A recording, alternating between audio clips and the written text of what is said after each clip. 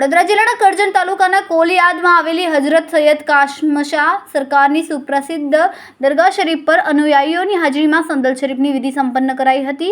આ પ્રસંગે દરગાહ શરીફને રોશનીથી શણગારવામાં આવી હતી. અસરની નમાઝ બાદ ગામમાં આવેલા મદ્રેસા પાસેથી સંદલ શરીફનું જુલુસ પ્રસ્થાન કરાવ્યું હતું. જુલુસમાં મોટી સંખ્યામાં અકીદતમંદો ઉમટી પડ્યા હતા.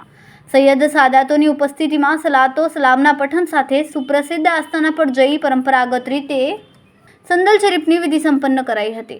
સંદલ શરીફ પ્રસંગે હઝરત સૈયદ કાશમશા સરકારના આસ્થાના પર મોટી સંખ્યામાં અકીદતમંદો ઉમટી પડ્યા હતા. કલા શરીફ સ્થિત સૈયદ મુસ્તાક અલી બાવા સાહેબના હસ્તે સંદલ શરીફની વિધિ સંપન્ન કરાઈ હતી.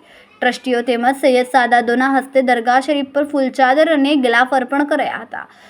સાથે અકીદતમંદોએ પણ દરગાહ શરીફ પર ફૂલ અર્પણ કરીને ધન્યતા અનુભવી હતી. સંદલ શરીફની વિધિ બાદ આયોજકો દ્વારા સામૂહિક ભોજનનું આયોજન કરવામાં આવ્યું. રિપોર્ટર રવિ સૈયદ, તહેલકા ન્યૂઝ, ભરૂચ.